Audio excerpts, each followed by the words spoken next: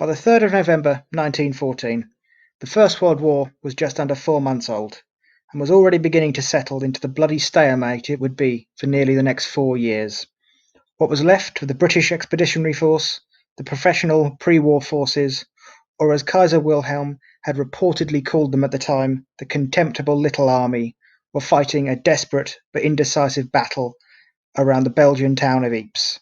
The idea of the war being over by Christmas was now a distant dream. For the Germans too, the war had not gone to plan. The famed Schlieffen Plan to capture Paris and knock France out of the war had failed, after being slowed down during the battles of the frontier in the summer and stopped at the Battle of the Marne in early September, meaning they were now facing a land war on two fronts, with the French and British Empire to their west and the Russians to their east, as well as the might of the Royal Navy on their own doorstep. The Kaiser was wary about a full-on naval battle, fearing that the larger Royal Navy Grand Fleet would overpower and destroy the German High Seas Fleet, leaving the German coastline dangerously exposed to invasion.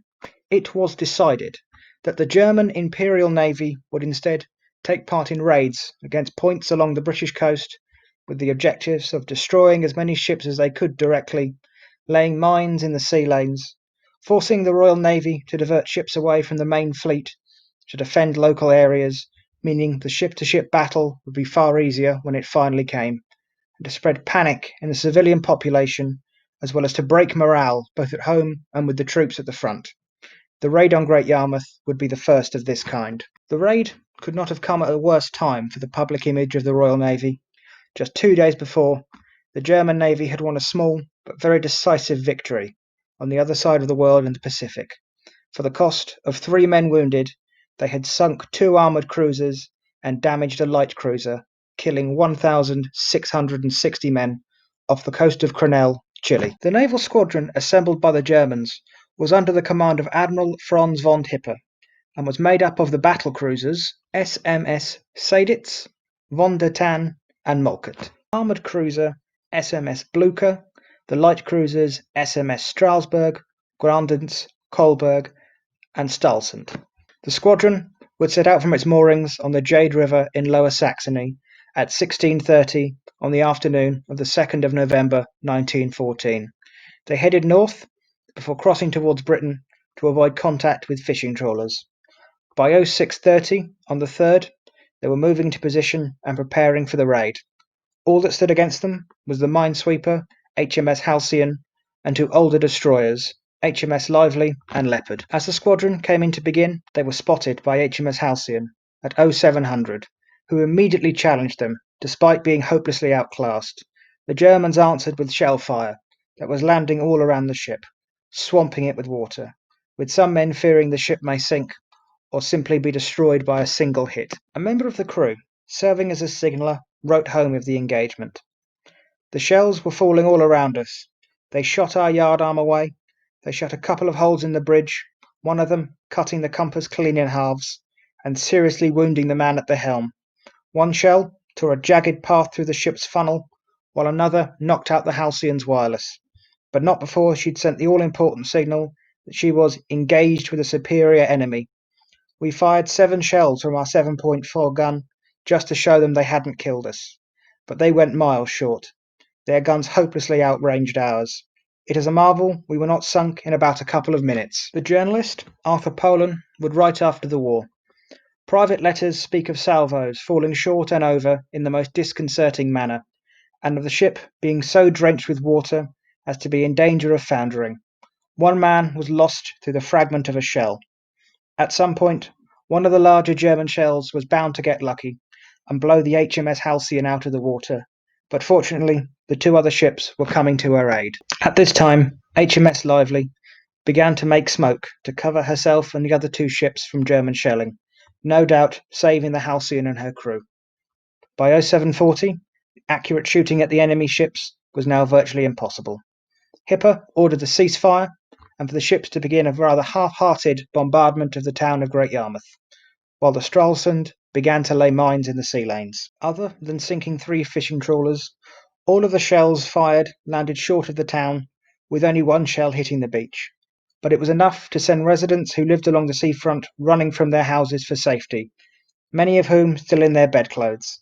The firing was heard as far away as Norwich, with many there coming to believe the town had been reduced to rubble. While Lively and Halcyon stood by to face the German fleet again, HMS Leopard radioed for help in pushing the German ships away from the coast. The call was answered by HMS Success, who began to make her way towards them, as well as 3 destroyers in Yarmouth Harbour who began to make ready for sea. Also stationed in the harbour were 3 of the Royal Navy's submarines, HMS E-10, D-3 and D-5, who sailed out to join the chase. With the Stalin's mines laid, the German raiders turned and began to leave. The time was 08:30.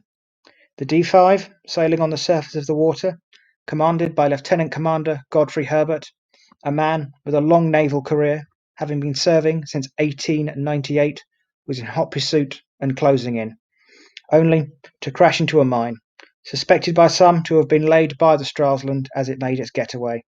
The submarine would sink, with all but 5 of the 25-man crew dying, either by the explosion or by the ice-cold waters. Among the survivors was Godfrey, who would go on to see action throughout the First World War and would be called back into action for the Second. He would describe the struggle for life in the waters after the sinking. First one and then another would throw up his hands and go under. For some minutes I held on to one of the stokers who was close to me, urging him to keep his head, but he got heavier and heavier till, seeing we should both go under, I had to release my hold on him. The 5 survivors would be pulled from the water by a herring fishing boat. With the chase now effectively over, HMS Halcyon was called back to port to give a report of events. By 09:55, the word had spread, and ships were coming from as far away as Ireland to secure the area, with even Admiral Beatty sailing down south with a battle cruiser squadron. But the raid was over. The German fleet was long gone, and as far as they knew, safe. For the British, the raid had led to 21 men dead, 3 wounded, 1 submarine sunk, 3 fishing trawlers sunk, and a beach lightly shelled. But for the Germans, the worst was yet to come. As the German fleet approached home, a heavy fog set in, and rather than risk entering the Jade River due to minefields laid in its defence, the decision was taken to shelter for the night near the coast of Friesland, near the mouth of the river. The next morning, Kaiser's Pieper, aboard the SMS Yorkt, an armoured cruiser that had not taken part in the raid itself, but was one of the support ships that followed behind in case of a large-scale British counterattack, had decided the fog had cleared enough to risk the journey. Despite being told repeatedly not to attempt this, and the pilot refusing to take responsibility for this action, the yacht set off at 04:10. She had almost cleared the minefield when she struck a mine, followed shortly by another. She would sink fast, and up to 235 sailors would lose their lives. Pieper would survive, and would face court-martial for his actions, being sentenced to 2 years in prison for negligence, disobeying orders, and homicide through negligence. The outcome of the raid would be inconclusive. Hipper would be awarded the Iron Cross for his actions, but would refuse to wear it as he felt he had achieved nothing of importance, saying to his colleagues, "I won't wear it until I've done something." But they had found some important weaknesses in British naval command. The response was sluggish, partly due to Admiral of the Fleet John Jellicoe being away from his ship at the time of the raid. The Titan that was the Royal Navy could be outsmarted, and if it could be outsmarted, it could be beaten. The attitude of the raid in Britain, both locally and nationally, was a mix of mockery and general confusion of its intended outcome, with one eyewitness reported to have said, "If it was a bombardment of the town, it was a very poor, half-hearted effort, the chief results of which were to set afloat an astonishing series of rumours, to cause breakfasts to be left almost untouched, to cause quite a hubbub of conversation and speculation during the day, to give terrified women a bad head, and to countermand at least one order for some new curtains." And Winston Churchill, the First Lord of the Admiralty at the time, remarked, "The last thing it seemed to be possible to believe is that first-class units of the German fleet would have been sent across the North Sea to disturb the fisher folk of Yarmouth."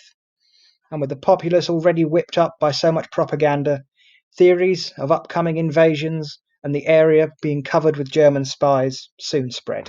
Overall impressed by the ease of the operation, German High Command would begin to plan more raids of its kind, and it would be reported in German newspapers as a truly master stroke. Just over a month later, a far larger and more successful raid on Scarborough, Hartlepool and Whitby would take place, resulting in German victory. During this raid, 86 civilians would be killed and 424 wounded.